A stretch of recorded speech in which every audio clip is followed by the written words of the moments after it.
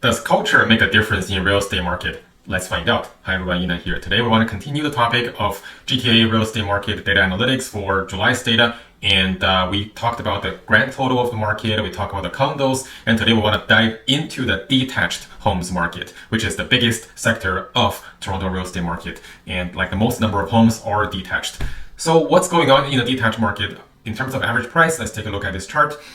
The dark blue line, which ends at 1.425 million, is July's latest average price for detached homes in GTA.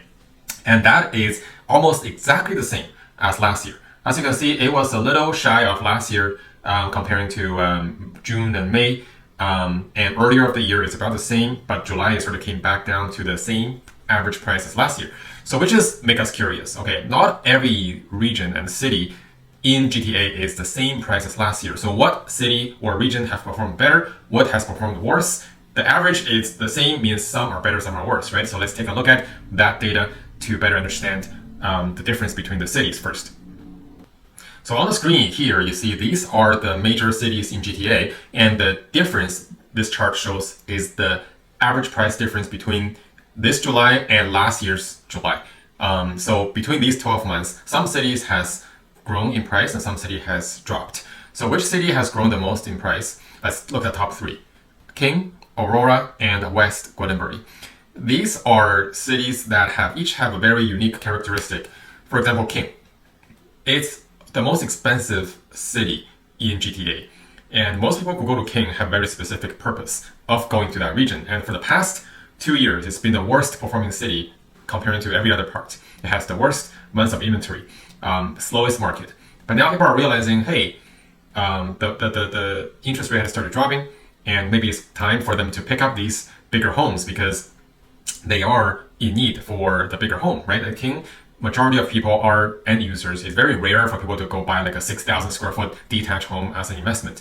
So end users are returning to King, which has made the price actually consistently better for the past few months, ever since the rate drop especially. Aurora is another city where detached homes are better valued comparing to its adjacent neighbors such as Markham or Richmond Hill. We know Aurora average price is about 1.7 million, and Markham, Richmond Hill, they're more like 1.9, $2 million on average. So just by going north by like 10-15 minutes, you're saving almost like 200, 300 grand on the same home. A lot of good values there. West Gwillimbury, it is a region that has a lot of new homes, and being like probably the furthest city that's going north within a reasonable distance from GTA, that has attracted a lot of end users who wants a deal, right? So West Gwillimbury actually performed pretty good in the last 12 months. And on the contrary, we can take a look at some regions like Stouffville, East Gwillimbury, North York, and Pickering. They're actually sort of the worst performing in terms of average price, right? They have dropped. But doesn't mean their market is not hot right now, because they have dropped. They're actually showing a better value, and we can see there's a lot of actually moving activities in these regions where the price seems to have dropped, but they also demonstrate better value, right? So average price just shows you what has happened in the past, and we'll see another metric to the change in, let's say, for example, active listing, to see what's going on right now. You can see on the screen, these are sales volume and new listings. Sales volume for detached has actually doing a bit better than last year's July. Remember last year when June the rate hike started, it was a big surprise for everybody. There was a big drop in sales volume in detached homes. This July, where we had rate drops, but everybody sort of went quiet after the rate drop because buyers actually wanted to wait for more rate drops before they get a new mortgage, because they can actually get a better deal just by waiting even like an extra month or two, right? Like imagine you got a new home, let's say you bought a home 2 months ago, your interest rate was probably like 5.3, but today, if you go to buy a new home, you can get interest rates like 3-year fixed as low as like 4.5, 4.7, right? So waiting does help the buyers. So that's why there's a lot of buyers on the sideline. So both of them, plus the July sort of summer seasonality, both years sales has dropped, but we actually have a good amount of buyers comparing to last year. So the buyers are still there.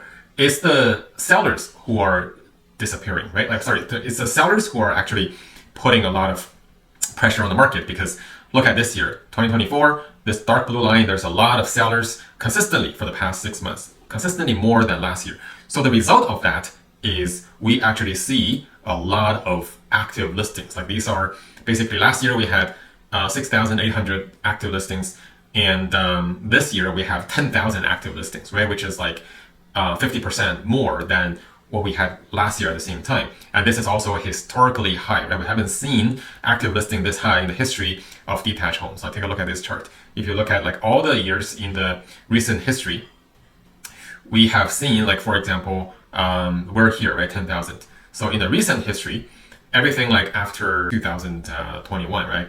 It's like actually all lower in terms of active listings than what we have right now. The only years that are actually higher is 2018, 2019, and 2020. Okay, so actually 2017.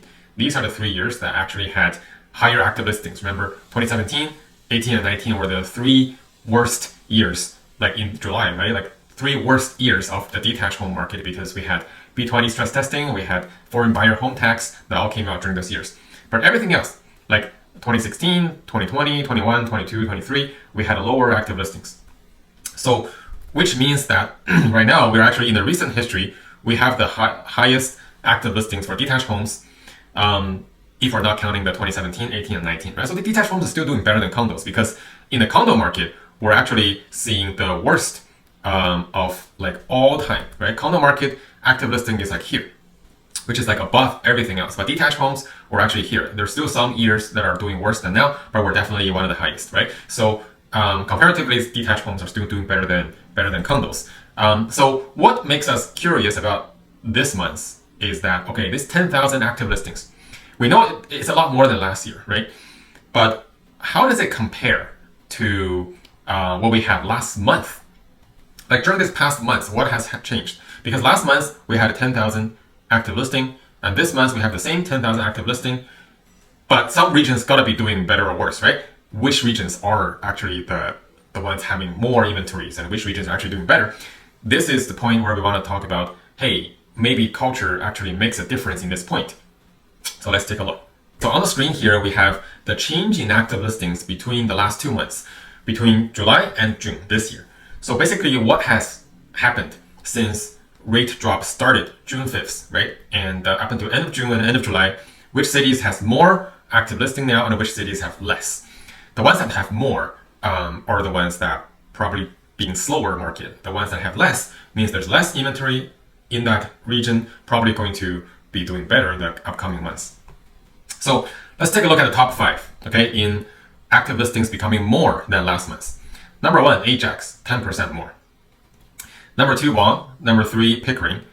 Number 4, Markham. Number 5, Brampton, right? They all had about 4 to 5% more inventory than last month. And interestingly, all of these have a cultural similarity where there's a lot of immigrants in these areas, right? Like Ajax, Vaughan, Pickering, Markham, Brampton, right? There's a lot of like Chinese, a lot of Indians, a lot of South Asians, everybody, right? Like there's a lot of immigrant cultures in these areas. And we know a lot of these Eastern or Southeastern cultures. It's more collectivism, right? Like people are actually more likely to act similarly as a group because the culture is basically everybody is being influenced heavily by their family and friends.